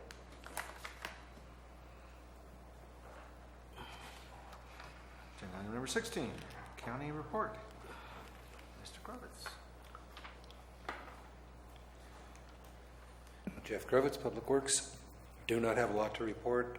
A lot of the energy and time has been going into fire, flood, and debris removal recovery. We are fully into construction on the Railroad Flat Bridge Replacement Project. The first phase of that, I'm expecting to see that completed next summer. That is about what I have. So questions on any recovery operations, capital projects, be glad to answer them. Director Krovitz, could you give us an update on the Blagan Road Bridge? Blagan Road Bridge, after the Board of Supervisors approved a transfer of funds to Public Works to allow us to purchase a temporary bridge and enter into a contract agreement to get it installed so we could reopen that connection, which is currently closed to the public, accessing White Pines Park. I've received the bids, prepared the staff report for board approval of the actual purchase, and we are putting together the RFP for the construction portion. We are moving as quickly as we can with that, and hope to have it open as soon as we possibly can. I know you do, yeah. So, One last comment. I know you guys have been slammed, but I greatly appreciate the headway you've made in all the potholes. thank you. And likewise, you've been doing a lot of work in Vallecito here recently. And it's primarily storm damage, trying to correct issues with ditches, et cetera. So it's well noticed by the residents there as well. Thank you.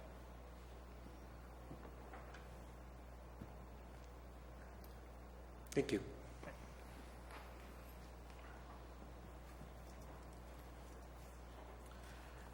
Transit report. Ms. Mullen. The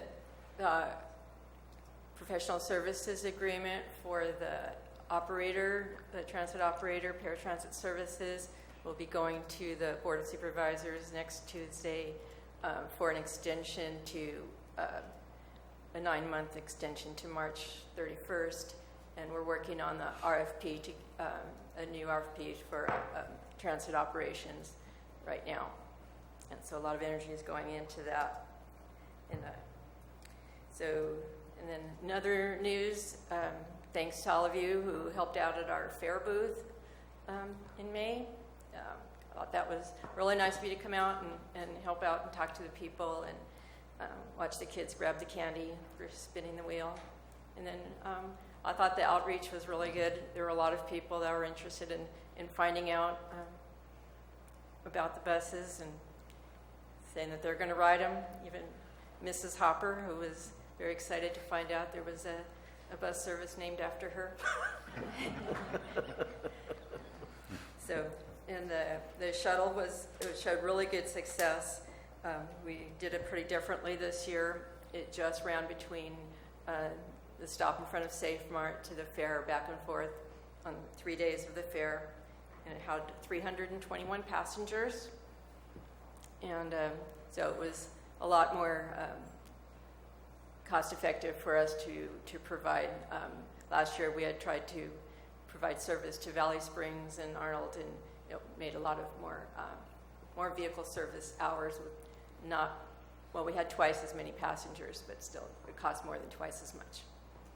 And Anybody wants to ask any other transit questions? Councilman? What have we done with all of the pictures? Oh, check out the Calaveras Transit Facebook page. You all want to see that. Yeah, we did a, Transit Yeah. Facebook page, check it out. I already saw it. all right, so if you go to calaverastransit.com and there's a Facebook icon on that and you can get there that way. Public Works was a combined Public Works booth this year, integrated waste and developmental services and road maintenance and transit. So it was a good opportunity to tell people about all the things that we do. It was Public Works Week. And so we did a photo booth that gave people opportunity to have their pictures taken next to some road worker paraphernalia, barricades and cones, and wear safety vests and goggles and helmets and hard hats rather. And the kids just got into it. There was just like too much adorableness all in one place. So it was pretty good. But there were some grown-ups too, so check it out. There were some grown-ups coerced into putting on this stuff and having their pictures. Everybody It wants was to a see great it. job, good job. We should have done a presentation. And Deborah, how many hours did you work Yeah, how many hours? in that fair? I don't know. I don't know How if you many- ever were not there. I Kelly I rode- didn't. I And didn't. Kelly, I don't I stay. go I don't late. stay up till past 7 or 8. So Kelly rode the bus. Kelly worked a lot, and yeah, it was a lot of work, but Amazing it's amount fun, and I think it's really helpful for all of us. It was an amazing amount of dedication on the part of you two ladies for what you did there. Thank you. Thank you. Actually, the whole Public Works, we had a lot of staff that pitched in.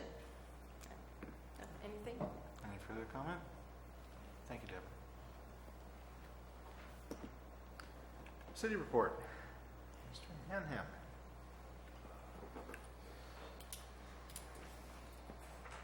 Okay, I reported the CIP projects. Just a couple projects. We did kick off our PSR project for our operational improvements for the 4 and 49. Caltrans is doing that document for us.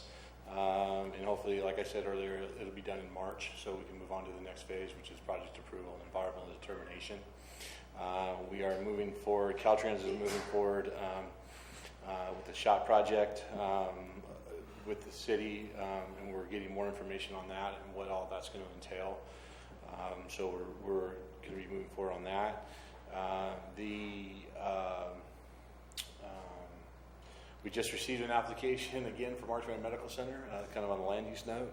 So hopefully they can get this thing approved and get this thing built. 9,700 square foot facility, so that'll be a nice addition.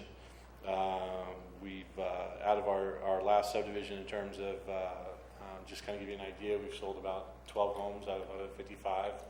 I think somewhere in there, 10 or 12 homes in our subdivision. So it looks like growth is on the move.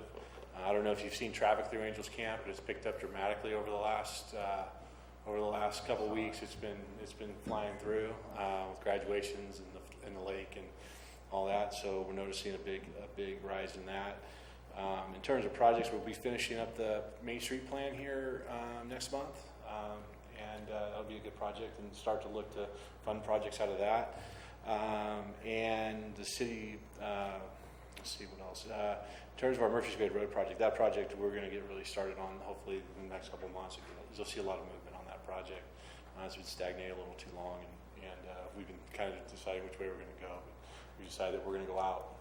We're going to go out to bid, get it done. It shouldn't take that long. We've already done a lot of the work already, so move forward with that.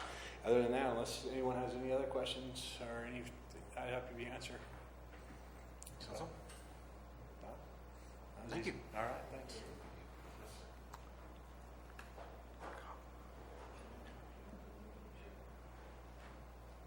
Caltrans report, Mr. Baker.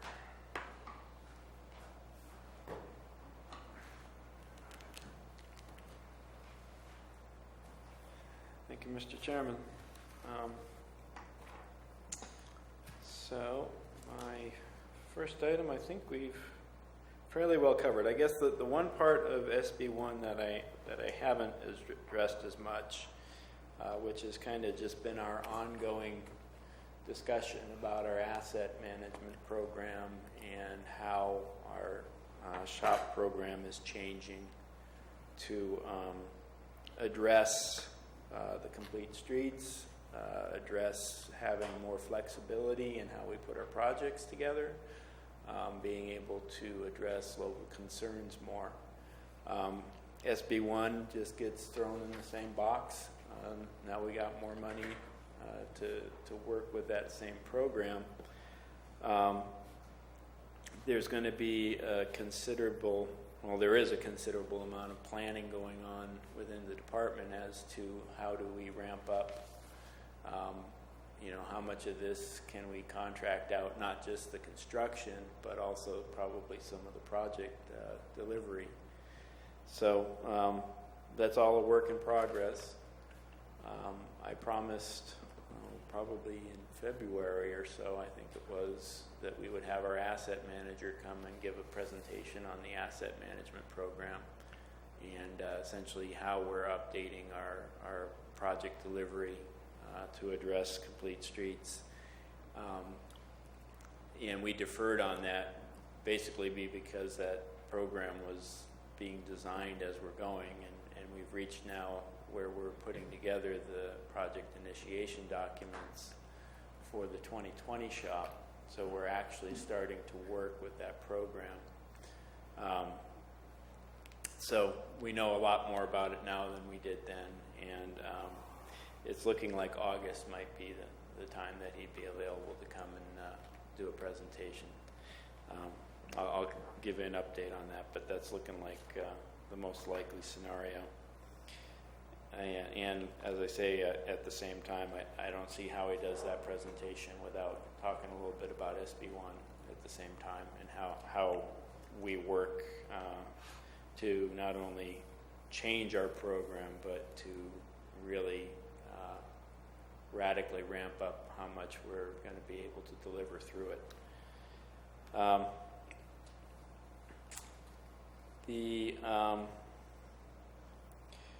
Dave mentioned, we did the State Route 4 and 49 corridor project, looking at the 4 and 49 intersection and that northwest quadrant of the city. And that's, the COG has authorized funding to go to Caltrans to develop a project initiation document to get that going. So as he mentioned, there's also looking like we're going to have a shop component to that.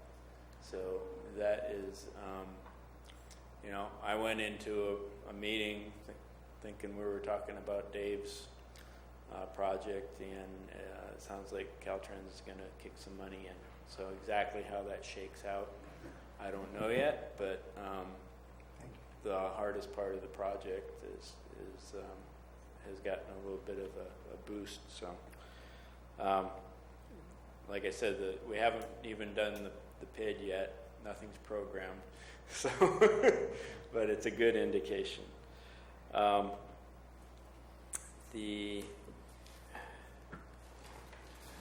I have next? Bot stots.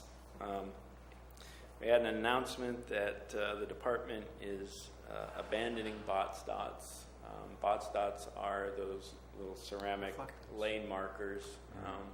They started with them, I think they developed them in the 50s. I don't know whether they were actually installing them in the 50s, maybe a little later in the 60s. So the bot stots are not reflective. They're ceramic, and essentially they're not up to what the current spec is. We use reflectors now. We use rumble strips. We use reflective striping. The big change, the question is, what are we going to do without the bot stots? Because people like the noise when they change lanes. They like to know they're drifting or going somewhere. And no, we can't put rumble strips between the lanes on the freeway. Either that or we'd be building sound walls everywhere. So the big change is going to be to 6-inch lane markings from 4-inch. So that, and including the extra reflectivity, we'll still be putting, the reflectors are spaced with the lane markings. So it's a change, and I've heard some grumbling about. I think it's got a cute name, and but we're moving on. One other item coming up tomorrow, and the agencies have been informed of this. We're having a design flexibility workshop at the district tomorrow morning and tomorrow afternoon, two sessions. What this is about is how, as we're implementing complete streets, as we're implementing what we call main streets, our highway design manual is being updated and things are being added to try to promote being able to accommodate the concerns of communities and for active transportation. So essentially, it's kind of looking at a summary of what's available in design and what kind of flexibility that not only does the district have in developing its projects, but also the agencies use our highway design manual. What can they do and still be able to point to Caltrans and say that they're using our guidance. So that's an opportunity for people to come and see, and it's also an internal opportunity for to kind of summarize some of those things for our own staff. So I know the COG and the agencies have been invited. From there, all I really have is any follow-up on any of the kind of punch list items that we've talked about. And I don't think I have much news. We did have at the San Andreas corridor, 49 corridor meeting, we had another request to look at the vegetation on Toyanza. That has been submitted as a maintenance request. That's what else I wanted to follow. Yeah. Amber, can you get the web on there without a whole lot of work, or just a Caltrans website? Sure. Do you have something else? Yeah. District 10. I'm sorry, I should have warned you. We've done some changes to our website. Fundamentally, it's not hugely different than what it is before, but some of the changes are a little more user-friendly, I think. One of the bigger changes is we've always listed projects on the district website. Those projects have always been, 3 or 4 or 5 or 6 around the district, the really big ones, wagon trails on there, but not necessarily some of the smaller ones, the shop projects. Vista del Lago isn't on there, and I don't think it's on there now, but we've moved to make that list a little more comprehensive, because the truth is we don't have to have something that's a public controversy or that's radically going to change transportation for there to be community concerns about whether they're going to, spend 3 months having to find a different way to get to work, to be there on time. So there's an improvement with that. The other point I wanted to show on there is how to submit a maintenance service request. So anytime, you see trees that need to be trimmed or a pothole, and we do that, and I'm more than happy to bring it back. But the truth is anybody can go on our website. There's a form to fill out. Just Caltrans District 10. Carl, what district, is it District 5 that handles the Altamont Pass? 4. 4? Yeah. They did the new concrete going up westbound, up the pass, Yeah. and it's already getting rough. Is it? It's, I mean, it shook us this last weekend when we drove it. That's too bad. So the main thing I wanted to show on there, I guess you do a control minus or two. That and Highway 12 between Stockton and Fairfield are just Okay. terrible. So if you go to online services on that top menu, you have a whole category of report it. And so one of those is the maintenance service request, and it looks like That's interesting. Amber's I already reported clicked on it once or twice. this is not news to her. Can you move that one up to the top? So, but really, there's any number of things that you could want to report, and there they are. You know, if you see our sprinkler just squirting out into space and running down the gutter, we want to know that, and so all those things are there. And other things that you go to Caltrans, doing business with Caltrans, that's all there. The other thing I wanted to point out is that we do get questions about, you know, the road report. Where's the traffic going to be slowed down? Where's the lane restrictions going to be? If you go back to the homepage,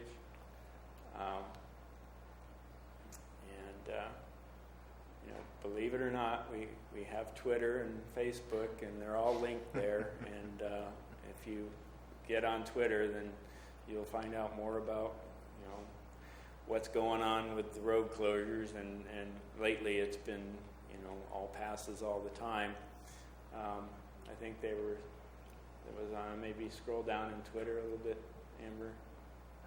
Yeah. One of the TV news was covering, from Sacramento, was covering Ebbets Pass. Ebbets Pass is being delayed because there's been some, you know, they got the snow off the road, and then they found the part where there's The road is washed out. longitudinal cracking and settling, so it's more than just blowing up a couple rocks and cleaning up the road. There's some structural damage that they need to do. So other than that, I think is it, unless there's some questions. Thank you for the good news. Oh, you're welcome. And thank you for the social media updates. It's very helpful for clients that are out of the area, especially on the winter closures. Mm-hmm. Is there any more information about Ebbets Pass? Not that I know. I think they were talking July, last I heard.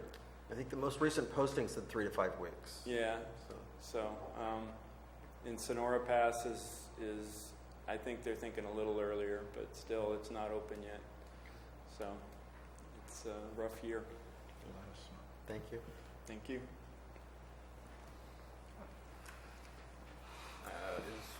I have a question, Carl. Is Route 16 considered the wagon trail also? No. Okay.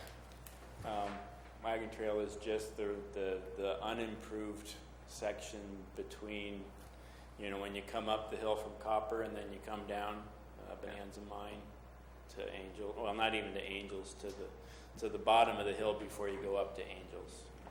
So it's the part that looks like a wagon trail. Yeah. A paved wagon trail. Yeah. To the point, we just had a fatality on that within the last, just be aware. The holiday weekend was not a good weekend on the highways and on the local roads. Yeah, I do. His house, his kid's house up on the hill where it starts. Sorry. All right, Okay. thank you, Carl. Thank you. Council reports. Mr. Meredith. Nothing. Mr. Mills.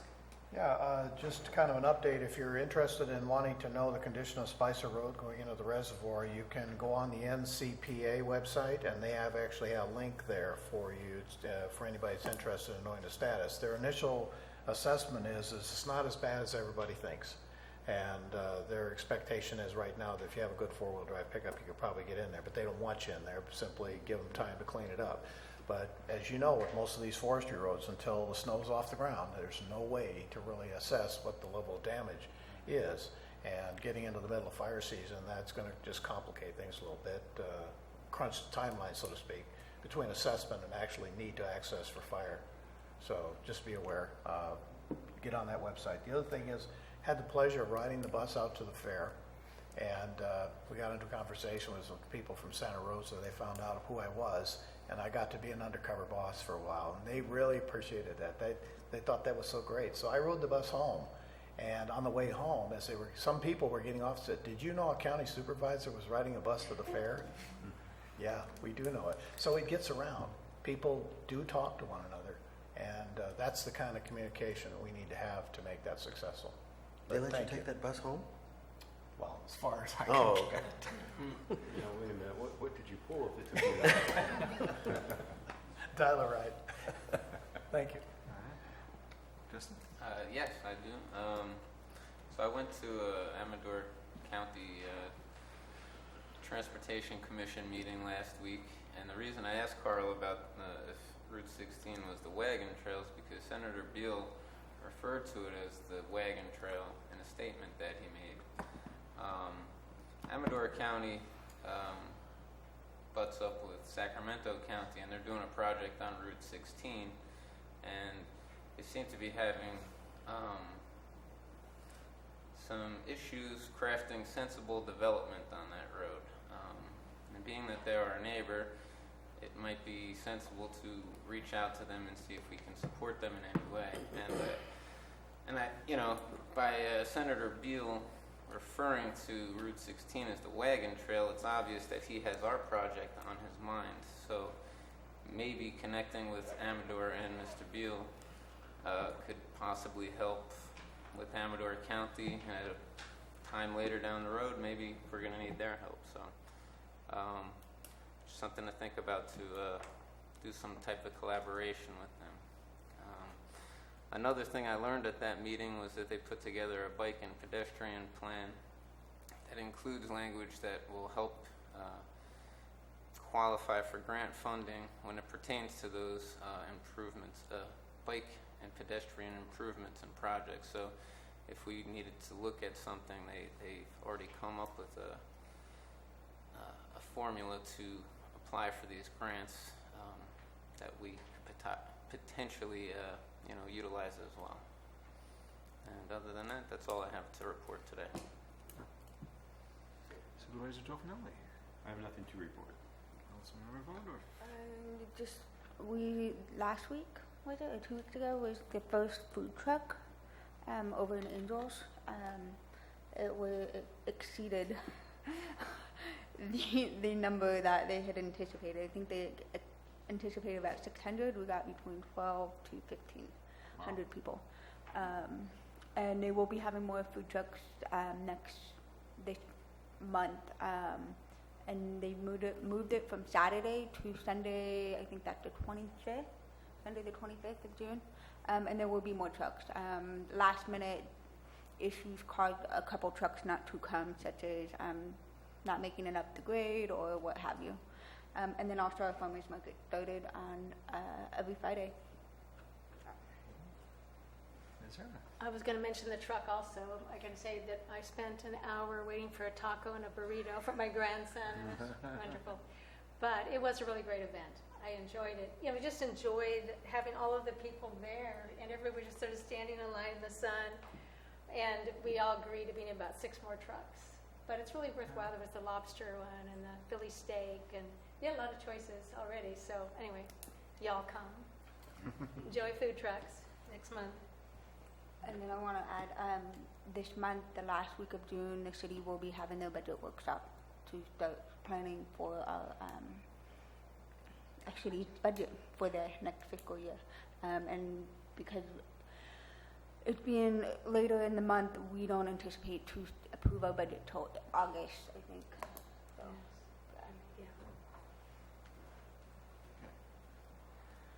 Yeah. The only thing I would say is that as we won't have a meeting in July, I'm going to wish everybody a happy 4th of July. But I'm not adjourning the meeting yet because we also have our staff to have the opportunity this evening. Amber? I